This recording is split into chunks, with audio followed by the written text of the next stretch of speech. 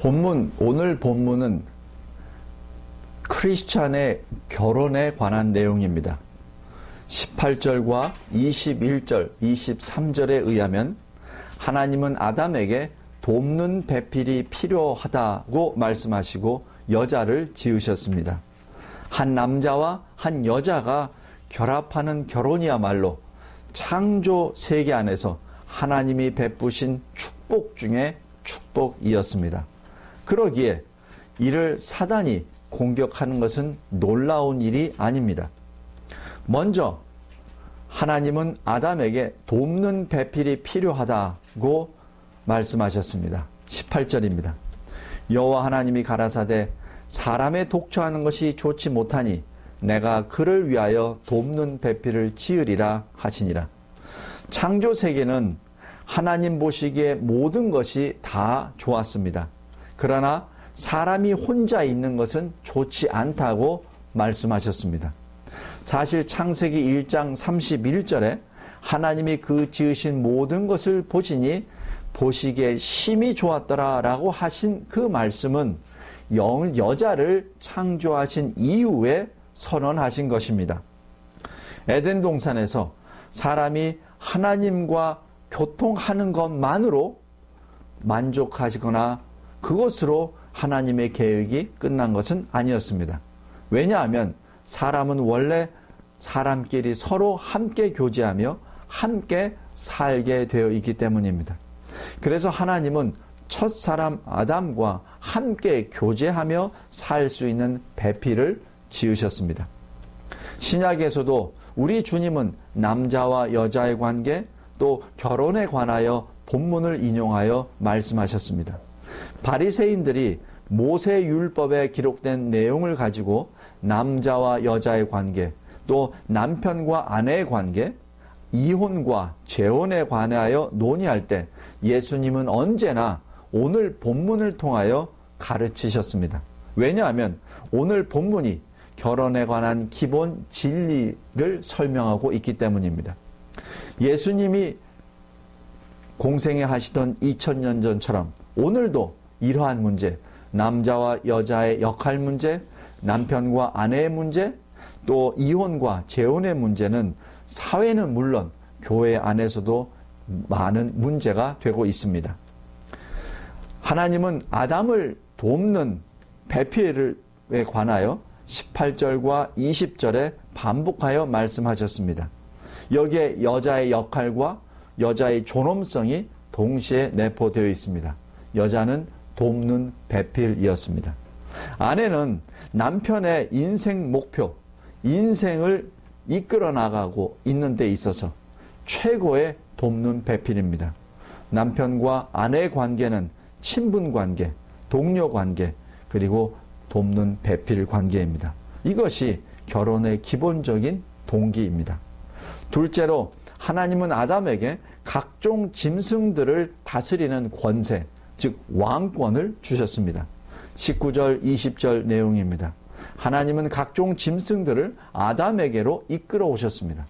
이는 아담이 그 짐승들의 이름을 짓도록 하신 것이죠. 짐승들의 이름을 짓는다는 것은 하나님의 권위 아래 아담이 그 짐승들을 다스리는 왕권을 가지고 있음을 의미하고 있습니다. 아담이 이름 짓는 일과 통치권은 직접 연계가 됩니다. 하나님이 여기서 보면은 하나님이 구체적으로 아담에게 어떻게 하라고 말씀하지도 않으셨습니다. 그런데도 아담은 하나님이 기뻐하시는 대로 이름을 다 지어주셨습니다. 이는 아담이 왕권뿐만 아니라 다스릴 수 있는 능력 그리고 지식, 지혜 또한 가지고 있다는 것을 의미하기도 합니다. 그런데 각종 동물의 이름을 지을 때 수컷과 암컷을 구별하여 분명히 지었을 텐데 정작 아담에게는 돕는 배필이 없었습니다. 당시 창조 세계 안에서도 아담을 위하여 아담을 돕는 배필은 존재하지 않았습니다. 그래서 하나님은 아담에게 필요한 돕는 배필을 만들어서 아담에게로 이끌어 오신 것입니다. 셋째로 21절과 22절, 23절에서 하나님은 직접 아담에게 필요한 배필을 지어서 아담에게 이끌어 오셨습니다. 하나님은 아담에게 아담아 너에게 배필이 필요하니 나가서 찾아 데리고 와라. 그렇게 말씀하지 않으셨습니다. 하나님은 직접 아담에게 필요한 배필을 만드시고 또 이끌어 오셨습니다. 하나님의 선물이었습니다. 아담은 땅으로부터 흙으로부터 만들어졌습니다. 그리고 그 여자는 아담의 갈비뼈로부터 지어졌습니다. 이에 바울은 남자와 여자의 관계, 남편과 아내의 관계를 이렇게 설명하고 있습니다. 디모데전서 2장 13절에 이는 아담이 먼저 지음을 받고 이와가 후며, 또 고린도전서 11장 8절 9절에 남자가 여자에게서 난 것이 아니요 여자가 남자에게서 났으며, 또 남자가 여자를 위하여 지음을 받지 아니하고 여자가 남자를 위하여 지음을 받은 것이니 라고 합니다. 여자는 남자를 위하여 남자를 돕는 배필로 지음을 받았습니다. 또한 여자는 아담의 면류관이요 영광이라고 하였습니다. 여자는 아담의 영광이요 여자가 필요할 때 아담이 그곳에 있었습니다. 고린도전서 11장 7절에 남자는 하나님의 형상과 영광이니 그 머리에 마땅히 쓰지 아니거니와 여자는 남자의 영광이니라. 고린도전서 11장 11절 12절에 또 이렇게 나옵니다. 주 안에는 남자 없이 여자만 있지 않고 여자 없이 남자만 있지 아니하니라.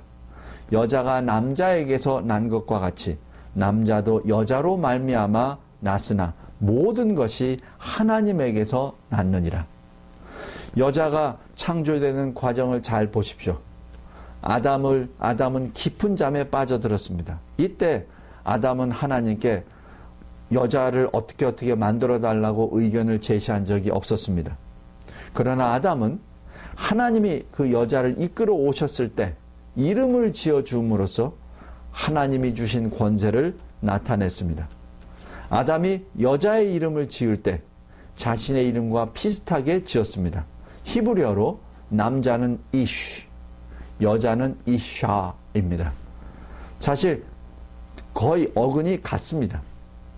하나님의 창조 질서 안에서 남자와 여자의 그 관계를 여기서 읽을 수 있습니다. 아담이 잠자는 동안 여자가 지음을 받았습니다. 이러한 이 사실을 초대교회 교부들은 이렇게 표현합니다. 그리스도의 죽음과 교회의 탄생, 아담이 잠자는 것, 그리고 여자가 지음을 받은 것, 그리스도와 죽은 것과 그리고 교회의 탄생, 이것을 연계시키기도 하였습니다. 매튜 헨리는 또 이렇게 주석을 하였습니다.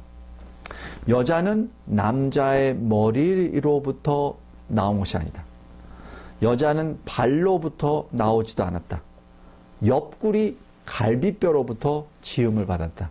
그러므로 남자와 동등한 입장에서 지음을 받은 것이다. 또한 남자의 팔로 자기 심장과 가장 가까운 옆구리를 보호하는 것인데 그와 마찬가지로 남자가 여자를 그토록 사랑하고 보호하라는 의미다라고 해석을 하였습니다. 여자는 남자의 배필로서 표현됩니다. 여자는 그 자신 스스로 존재 가치가 있음을 의미합니다.